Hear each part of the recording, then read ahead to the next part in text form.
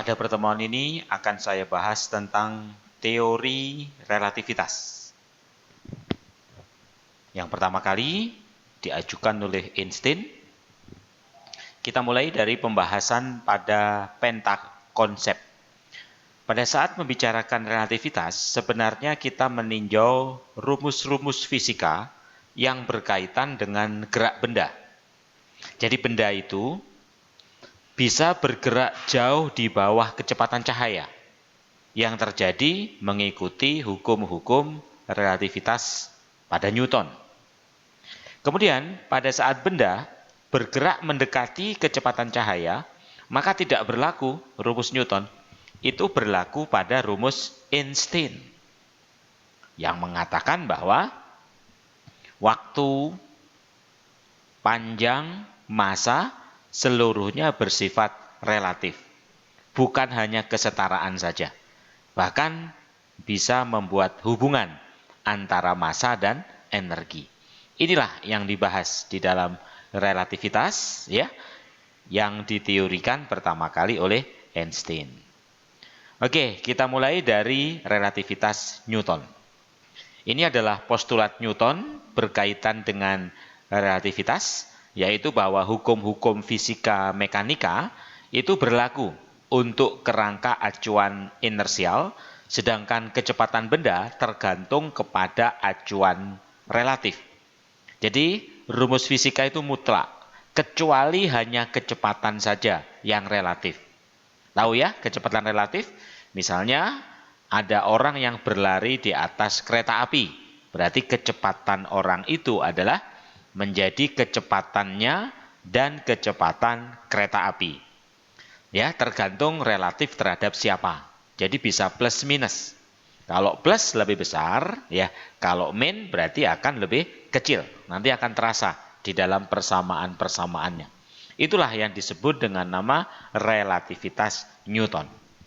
Contohnya, perhatikan soal SIMA UI tahun 2014 pernah menanyakan persamaan relativitas Newton, yaitu mengenai gerakan perahu. Ada dua buah perahu, pertama, perahu kedua, bergerak dengan kecepatan V dan 2V. Berarti karena berlawanan, secara relatif, kecepatannya jadi lebih besar, yaitu menjadi 3V. Ya, ketika jarak keduanya 72 meter, kemudian tidak ada arus, berpapasannya 20 detik. Tentunya jarak sama dengan kecepatan kali waktu, tapi kecepatannya kecepatan relatif, yaitu 3V. Berarti berapakah nilai V-nya? 72 dibagi 60, 1,2. Artinya kecepatan perahu 1, 1,2, kecepatan perahu 2, 2 kalinya, yaitu 2,4. Gitu ya gambarannya.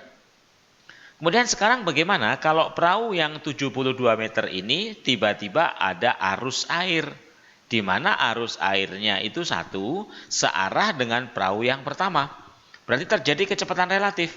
Berarti perahu pertama sekarang kecepatannya jadi dijumlah 1,2 ditambah 1, sedangkan perahu yang kedua karena berlawanan dikurang, yaitu 2,4 dikurang 1, 1,4. Berarti kecepatan relatif gerakannya sekarang menjadi jumlahin 3,6. Jadi pada saat berapa detik dia berpapasan, maka jarak sama dengan kecepatan kali waktu. Kecepatannya relatif. Jadi akan berpapasan dalam waktu 20 detik. Bisa ya dipahami konsep-konsep gerak relatif? Ini ditanyakan di SIMA UI tahun 2014 kemarin. Oke, pokoknya kalau lebih besar ditambah, kalau lebih kecil dikurang. Itu pengertian gerak relatif. Oke? Kemudian berikutnya, setelah relativitas Newton dikemukakan, nah di sini ada dua orang yang melakukan percobaan, Michelson dan Morley. Dia beranggapan atau dia beranjak dari dua hal. Pertama Maxwell yang mengatakan bahwa cahaya itu gelombang elektromagnet, dan sebagai gelombang dia perlu medium katanya, yang dinyatakan oleh Huygens bahwa setiap gelombang itu memerlukan medium. Berarti kalau begitu gelombang elektromagnet juga perlu medium dong. Nah, dianggap para ahli fisika berpendapat ada namanya ether, yaitu medium tempat merambatnya gelombang elektromagnet. semacam angin. Jadi walaupun di ruang hampa sekalipun, ether itu masih ada. Nah, keberadaan ether inilah yang diukur oleh Michelson dan Morley dengan mengukur kecepatan cahaya ya dengan alat namanya interferometer. Ini ada cahaya, lalu diukur kecepatannya setelah kena cermin dan sebelum kena cermin, ternyata tidak ada beda waktu. Berarti kecepatan cahaya itu sama ke segala arah, tidak tergantung pada acuannya. Berarti ether itu tidak ada. Berarti ether itu adalah bohong-bohongannya para ahli fisika karena tidak bisa menjelaskan kenapa gelombang elektromagnet kok bisa merambat di ruang hampa. Oke? Nah, dari sini Einstein membuat semacam dugaan, membuat semacam ramalan. Kalau begitu, banyak yang salah pendapat ahli-ahli fisika klasik itu. Nah, salah satunya adalah bagaimana tentang kecepatan cahaya. Kenapa kok sama ke segala arah? Kok tidak tergantung pada acuan? Dan bagaimana kalau ada benda yang mendekati kecepatan cahaya? Apakah akan berubah? Bukan hanya kecepatan saja. Nah, itulah yang disebut teori relativitas Einstein. Sebenarnya Einstein mengajukan dua teori, ada khusus, ada umum relativitasnya. Yang kita pelajari yang khusus, yaitu pada kerangka acuan yang bergerak relatif dengan kecepatan konstan terhadap kerangka acuan yang lain. Jadi kita anggap kecepatannya nggak berubah. Nanti kalau kecepatannya berubah, berarti relativitas umum. Nanti di kuliah ya, kalau di jurusan fisika itu dipelajari. Untuk tingkat SMA hanya relativitas khusus. Oke? Nah, kemudian di dalam mengajukan teorinya, Einstein membuat dua macam postulat. Yang pertama, hukum fisika katanya dapat dinyatakan dalam bentuk persamaan yang sama pada kerangka acuan inersial. Jadi rumus-rumus fisika tidak ada perubahan. Hanya saja untuk kecepatan cahaya memang sama ke segala arah, tidak tergantung pada pengamat. Jadi dengan demikian rumus kecepatan relatif menjadi salah kalau hanya dijumlah karena nanti bisa melebihi kecepatan cahaya. Ya kan tidak tergantung pada pengamat, selalu C. Nah, makanya kecepatan relatif diganti oleh Einstein biar tidak melampaui kecepatan cahaya. Ini rumusnya. Jadi bukan hanya V1 plus minus V2 saja, tapi dibagi dengan 1 plus minus V1 V2 per C kuadrat. Inilah kecepatan relatif menurut Einstein, sesuai dengan postulat kedua yang mengatakan bahwa kecepatan cahaya tidak tergantung pada pengamat. Jadi walaupun C ditambah C, tetap C juga kalau kita masukkan di rumus ini. Dan C dikurang C itu tidak terdefinisi. Itu bedanya. Oke? Contoh, ini keluar di UN, ya, letaknya di kisi-kisi 2009 terkait relativitas. Misalnya, ada stasiun ruang angkasa, ada dua jenis pesawat yang berlawanan. Nah, berarti kecepatan relatifnya kan ditambah. Tapi kalau kita tambah 3/4 dengan 3/4 berarti 1,5. Berarti bisa melebihi kecepatan cahaya. Padahal kata Einstein tidak mungkin melampaui kecepatan cahaya.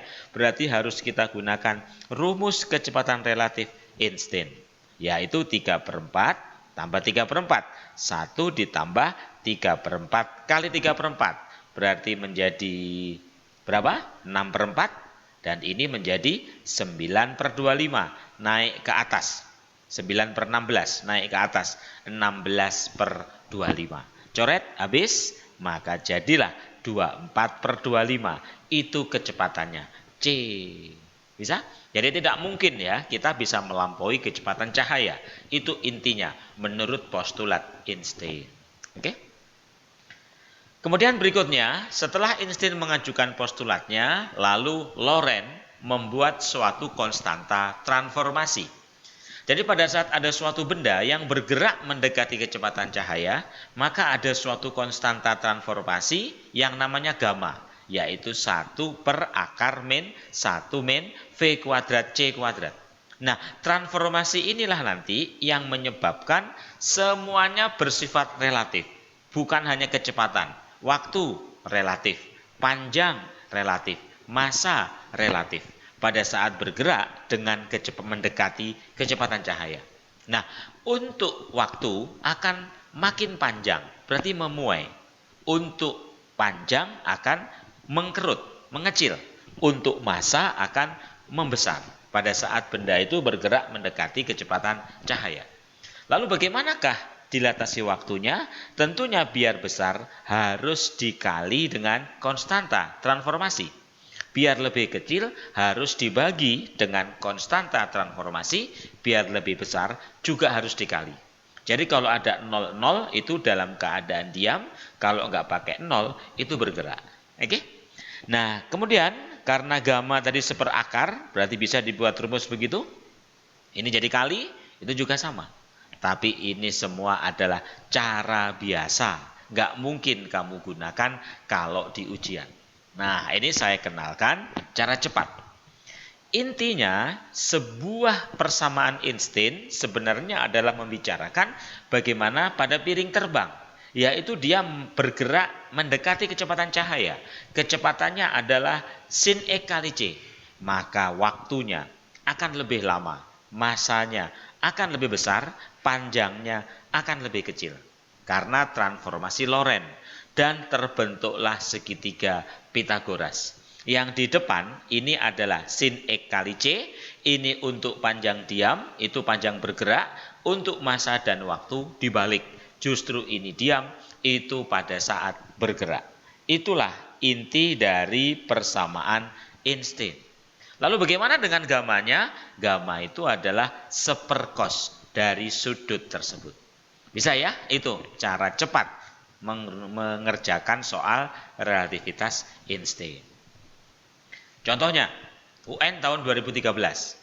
Nah, di sini kecepatannya 0,8 C, berarti sinnya 0,8. Ngerti? Berarti yang di bawah ini pasti 0,6, bilangan Pythagoras. Nah, sekarang terjadi 3 sekon menurut pengamat yang bergerak. Yang ditanya menurut pengamat yang diam berapa? Berarti ini merupakan T. Yang ditanya adalah yang diam, T0. Berarti delta T ini masukkan 3, delta T0 ditanya. Gunakan kesebangunan aja. Ini kali 0,6 kan? Berarti itu juga sama, kali 0,6. Berarti jawabannya 1,8 D. Bisa ya cara-cara cepat mengerjakan soal relativitas? Kemudian berikutnya sama, ini juga konstruksi panjang Lorentz. Suatu benda panjangnya 10 meter teramati oleh pengamat yang bergerak. Nah, bila panjang benda 8, maka berapa kecepatannya? Masih ingat kecepatan tadi? Sin E kali C. Nah, dari mana mencarinya? Dari ini panjang diam itu bergerak. Padahal diamnya tadi berapa? 10, bergeraknya 8. Berarti ini 6. Maka kecepatannya menjadi sin, yaitu 0,6 C. Persis seperti B. Bisa ya cara cepat mengerjakan soal relativitas Einstein. Kemudian berikutnya, ini soal UGM 2014 juga mengeluarkan. Bisa kita kerjakan cara cepat. Yaitu diketahui pada saat kecepatannya V, panjang pesawatnya L. Ini pada saat diam. Sekarang kecepatannya turun setengah V. Ternyata panjangnya 2L. Kalau diamnya akan tetap. Gunakan Pythagoras, yaitu kuadrat-kuadrat. Gunakan Pythagoras, kuadrat-kuadrat, plus pindah min, berarti tinggal dicoret 3-nya. Berarti V-nya dapat, yaitu 2L. Nah, yang ditanya adalah V-nya, tinggal sin E kali C. Tentunya kalau V-nya 2L, ini 1, itu 2, berarti di sini adalah akar 5, maka V-nya adalah 2 dibagi akar 5C. Atau kalau dirasionalkan, kali akar 5 kali akar 5. Berarti jawabannya B tersebut. Bisa ya menggunakan cara cepat seperti ini? Oke. Kemudian yang terakhir, Einstein mengajukan teorinya menggunakan konsep hubungan antara massa dengan energi. Kalau selama ini mengatakan massa itu kekal, kata Einstein tidak. Massa itu akan bisa berubah menjadi energi dengan rumus mc². Kalau dia diam. Kalau bergerak, ya berarti MC kuadrat, massa bergerak. Dan EK bukan setengah MV kuadrat, tetapi energi bergerak sama dengan energi diam ditambah EK. Inilah yang dikenal hubungan massa dan energi pada teori Einstein. Lalu momentum juga begitu, berkaitan juga dengan massa. Karena dia bergerak berarti bukan M0, tetapi gamma kali M0V, dan membentuk susunan Pitagoras, yaitu energi bergerak sama dengan energi diam P kali C. Berarti kalau dibuat persamaan Pitagoras, E kuadrat sama dengan E0 kuadrat P plus C kuadrat. Inilah kesetaraan massa, energi, sampai momentum menurut Einstein. Oke? Jadi dengan demikian sudah semua konsep relativitas kalian kenal ya. Dan itulah pada pertemuan ini, tinggal kalian berlatih dengan soal-soal yang ada menggunakan rumus cepat. Itulah pada pertemuan ini.